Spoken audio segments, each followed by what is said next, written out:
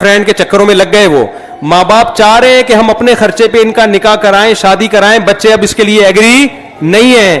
تو میں نے ان سے بولا, خواتین کے بیان میں بولا, ان بچوں کو میرے پاس بھیج کر بگڑوا لیں آرڈر پہ, جو نہیں بگڑ رہا اس کو بھی بھیجے کہ مصعب بگاڑو اس کو, ورنہ خدا کی قسم جو یہ خود بگڑے گا نا, خون کے آنسو روگی آپ بیٹھ کے.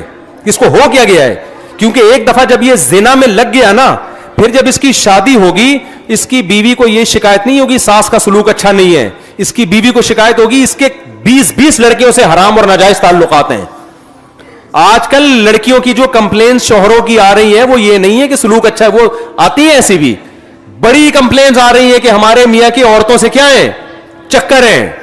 یہ تو اتنا خطرناک ہے, عورت اس کو تو کسی قیمت پہ برداشت نہیں کر سکتی. ایک ہی سہارے پہ تو وہ آپ کے پاس رہ رہی تھی کہ یہ میرا ہے. جب اس کو پتا چل گیا یار اس کو تو کبھی اس سے بھی دوستی, اس سے بھی وسیم ستار کے نام سے گرل فرینڈز کے نمبر سے سیو کیے ہوئے موبائل میں, تو یہ کیا رہ گیا بھائی, اب بتاؤ نا. ایک دفعہ جب آپ کا بچہ زنا میں پڑ گیا, وہ بیوی کے حقوق ادا کرے گا, پھر اس کو کہاں محبت ہوگی بھائی.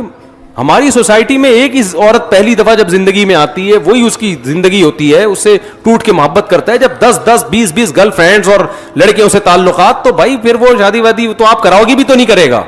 تو ابھی بگڑنے سے پہلے اس کو بگاڑ کے لائن پہ لگا دو, کھڈے لائن لگا دو, اس کو پڑھائی کرتا رہے گا وہ بیٹھ کے. تو دیکھو, زنا کے قریب بھی مت پھٹکو. اللہ میاں نے یہ نہیں کہا کہ زنا مت کرو, اللہ میاں نے یہ کہا ہے لا تقربوا الزنا, زنا کے قریب بھی مت جاؤ.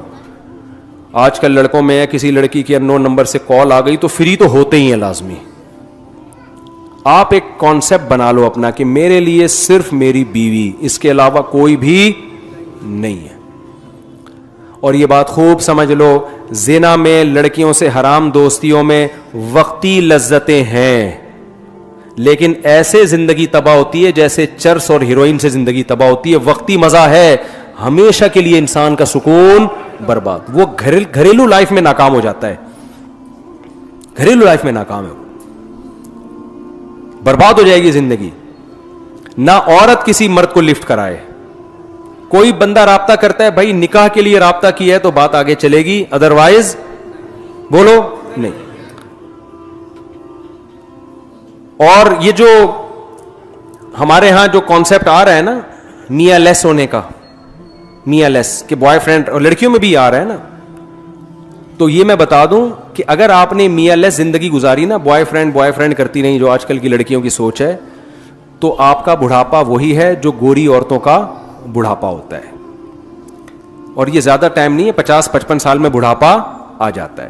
تو ان کا بڑھاپا پتہ ہے کیا ہے, ان کا بڑھاپا یہ ہے کہ بڑھاپے میں چاہے وہ انجینئر ہوں, چاہے وہ سائنسدان ہوں, چاہے وہ کوئی بہت بڑے عہدے پہ ریٹائر ہوئی ہوں, دولت بے تحاشا ہوتی ہے, تنہائی دور کرنے کا ان کے پاس کوئی متبادل کتے کے سوا نہیں ہوتا. بندش اثرات جادو کا مسئلہ, اس وجہ سے رشتے میں بندش کی وجہ سے معاملہ حل نہیں ہو رہا ہے. ایک در رشتہ ہو گیا لیکن رکاوٹ کی وجہ سے بات آگے بڑھ نہیں رہی. آپ دعا فرما دیں خیر کے ساتھ شادی ہو جائے. والدہ کی ذہنی طبیعت بہت خراب ہے, غصہ کرتی رہتی ہیں, ان کے لیے دعا فرما دیں, دل سے دعا ہے جی. لیکن بندش نہیں ہے. خواتین کی جو آج کل شادیاں نہیں ہو رہی, میں چیخ کے تھک گیا, یہ بندش نہیں ہے. کسی کے باپ میں دم نہیں ہے کہ بندش کرا کے عورت کی شادی رکوا دے. مسئلہ یہ ہے کہ ایک مثال دے دیتا ہوں میں کہ دیکھو 50 روٹیاں ہیں, کھانے والے بندے کتنے ہیں, 100 ہیں.